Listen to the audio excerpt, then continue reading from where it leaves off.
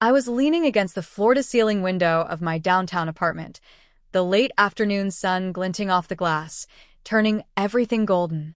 My silk blouse felt cool under my fingers, soft against my skin, yet my chest carried that familiar flutter, half anticipation, half dread. My phone buzzed on the marble counter, and I glanced at the screen. A message from my brother, Jason. "Hey Sam, Mom and Dad are in town. Thought you might want to see them?" I laughed quietly to myself, the irony nearly bitter. See them?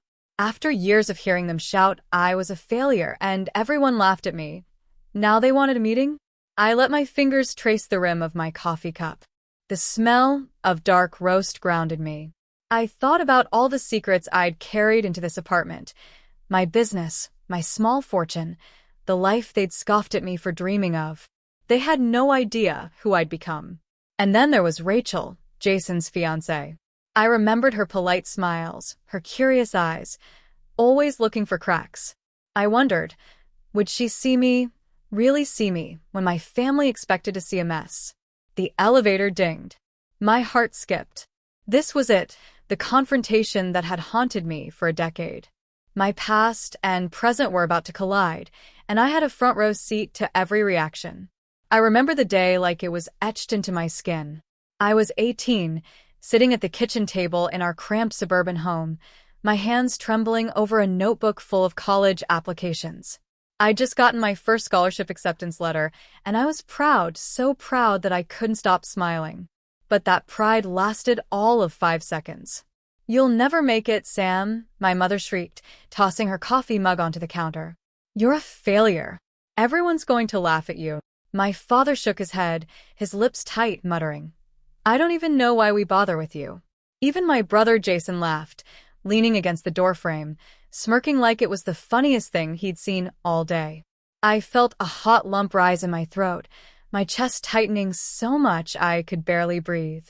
My hands shook, my fingers clutching the paper as if it were a lifeline. I wanted to scream, to run, to vanish entirely, but the room seemed to shrink around me, the walls echoing their words. Then, from the corner of the kitchen, my grandmother's old music box caught my eye. I'd left it there after a visit last summer. She had pressed it into my hands before she passed, saying softly, "Whenever you feel lost, Samantha, open this. Let it remind you that the world is bigger than their voices. Your dreams are yours alone." I picked it up now, winding the delicate key and letting the soft, haunting melody fill the kitchen. For a moment, I felt something shift inside me, a flicker of courage, small but stubborn. I stood, clutching the notebook and music box together, and whispered to the empty room, "I'll show you. I'll do it my way." That was the day I left home, stepping into the unknown with nothing but determination, the music box tucked under my arm. Every hurtful word, every laugh, every dismissal became fuel. I didn't know exactly how, but I knew one thing.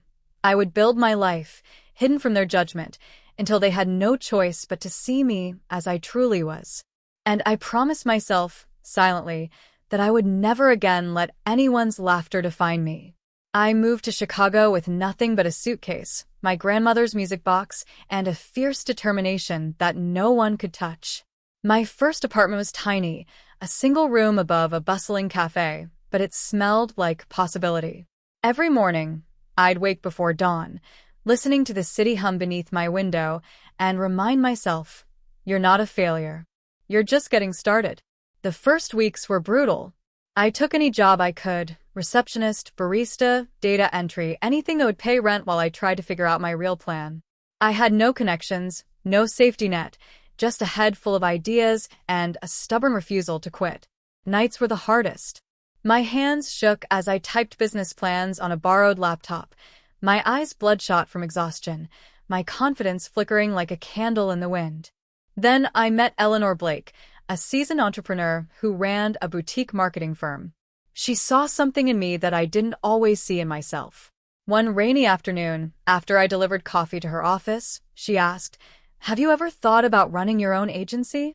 I laughed, bitter and small. Me?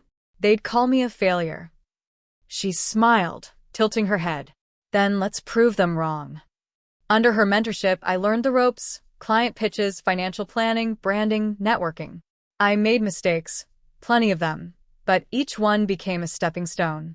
I remember the thrill of landing my first paying client, the sense of pride when I closed a deal that actually mattered, and the quiet satisfaction of depositing my first paycheck into my own account without anyone's permission or approval. All the while, I kept my life hidden from my family. My social media was carefully curated: sunsets, coffee cups, art galleries, no hint of the empire I was building. Every call from home I answered with a calm, measured voice, masking the excitement and power bubbling beneath. Even my brother, Jason, didn't know. He sent passive-aggressive messages about my struggling life, and I simply smiled to myself. You have no idea. The music box from my grandmother sat on my desk, a daily reminder of why I'd started. Each time I wound it, I heard her words echo in my mind: "Your dreams are yours alone." And with every note, every small victory, I built something that wasn't just financial, it was proof. Proof that I could rise above their laughter, their doubt, and their scorn. By the time I was 26, I had a small but growing agency, clients in multiple states, and a savings account that made me feel untouchable. And yet, the most satisfying part wasn't the money. It was knowing I had done it on my own terms, unseen and unacknowledged by the very people who had once mocked me. I was ready for the day they would finally see me, not as their failure, but as someone they could never dismiss again. The doorbell rang, sharp against the quiet hum of my apartment. I took a deep breath, adjusting the tailored blazer I'd chosen, feeling the smooth fabric hug my shoulders, grounding me. Jason, my parents, and Rachel were here. They expected the girl they'd once ridiculed, weak, struggling, and timid. I opened the door with a calm smile, my heels clicking on the polished hardwood. My parents' eyes widened immediately. Mom's mouth opened, then closed. Dad's expression flickered between surprise and confusion. Jason's smirk faltered, and Rachel tilted her head, studying me carefully, like a detective spotting a hidden clue. "Hello," I said smoothly. "Welcome." I led them into my apartment, letting them take in the space slowly. Expensive abstract art adorned the walls. A mid-century modern desk gleamed in the corner, papers organized neatly, a laptop open with tabs for clients I'd cultivated over years. Shelves were lined with books on business, leadership, and personal development. A soft scent of vanilla and coffee lingered in the air. Every detail whispered a single truth: I had arrived. They stood, frozen, scanning the apartment as if their eyes alone could explain it. I gestured toward the music box on my desk, its polished wood catching the light. "You might remember this," I said softly, winding it. The gentle melody filled the room. "Grandma gave it to me years ago. She told me to listen to it whenever I felt lost. I did, and it reminded me that their voices don't define me. Only I do." I watched Mom's face pale, Dad's jaw tighten, and Jason shift uncomfortably. Then I let the final piece of truth settle. I run my own marketing agency. We work with clients in 3 states. I'm debt-free, financially independent, and I'm proud of what I've built. The silence stretched, heavy and uncomfortable. My parents opened their mouths, but no words came. Jason's smirk was gone, replaced by a look I could only describe as stunned disbelief. And Rachel, she simply smiled, a small, knowing smile that held no judgment, only respect. You did all this?" Rachel asked softly. Her voice carried curiosity and admiration, not mockery. For the first time in years, I felt someone outside my family truly see me. I nodded. All on my own. Every late night, every doubt, every mistake. It was worth it. Mom's lips trembled, Dad's eyes darted around, searching for something to say, anything to explain their years of dismissal. Jason finally managed, "But why didn't you tell us?" I smiled, calm, measured. "Because you never asked, and I wanted to do this for me, not for your approval." Rachel's glance lingered on me for a moment, silently acknowledging the woman I had become, a woman strong, resilient, and untouchable by their past scorn. And in that look, I felt vindicated, not through revenge, but through sheer, undeniable success and self-respect.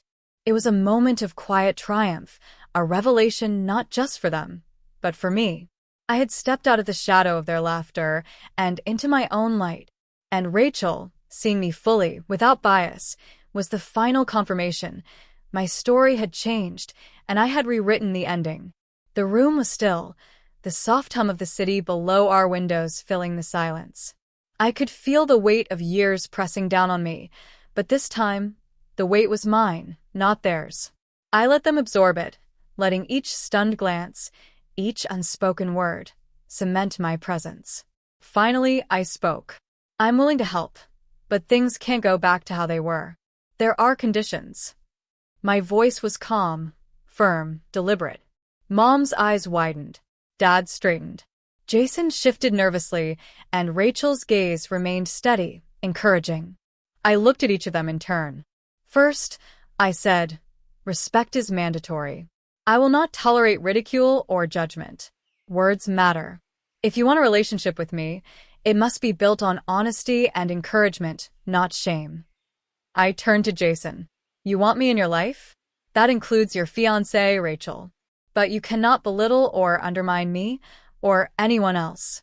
If you want to be part of my life, you need to drop old habits and start valuing people for their choices and achievements. Mom's lips quivered. I continued gently, yet without hesitation. Mom, Dad, I love you, but I will not let past patterns control the present. Therapy, reflection, learning to apologize without defensiveness. These are not optional if you want to rebuild our family. I paused, letting each word sink in, watching the mixture of guilt, shame, and understanding settle on their faces. Then I added, almost softer now, I will help. I will guide. I can offer support, but it must be on terms that respect everyone's growth, not just mine. Rachel's eyes met mine, and for the first time, I felt a real ally in the room. She nodded subtly, a quiet affirmation that she understood the power dynamics at play. I ended with the final condition, the one I had carried silently for years. We can move forward together, but only if we let go of old narratives. You cannot define me. I define me. And from now on, any part of our relationship must honor that truth. The air was tense, but there was a shift. It was subtle, an almost imperceptible nod from Dad, Mom's lip trembling as though she was holding back tears, Jason straightening his shoulders as if realizing he couldn't hide behind sarcasm anymore.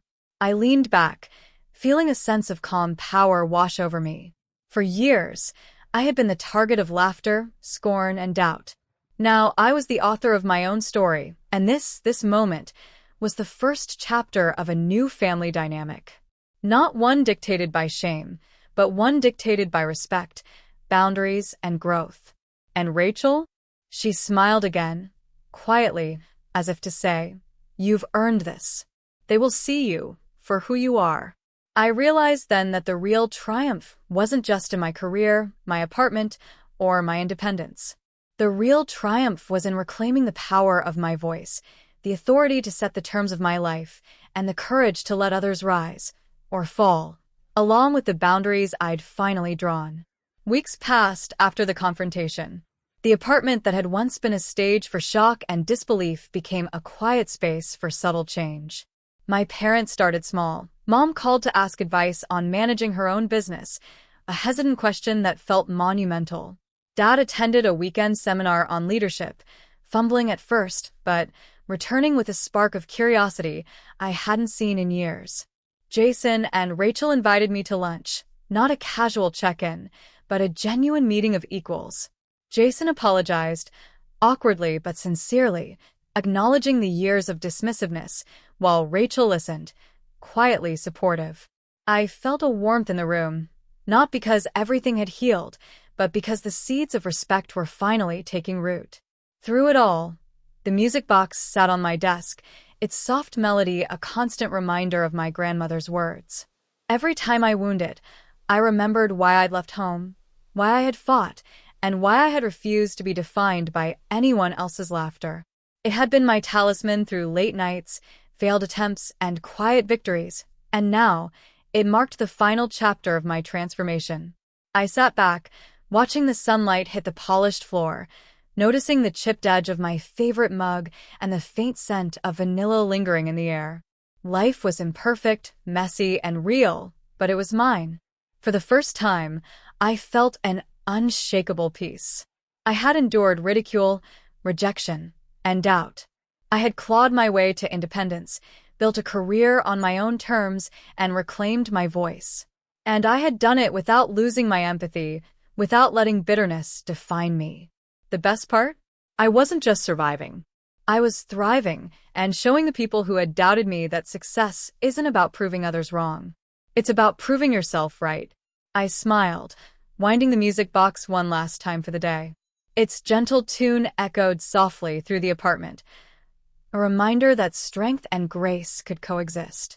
And as I looked toward the horizon, I whispered to myself, my voice steady and certain, I am not the girl you laughed at. I am the woman I chose to become.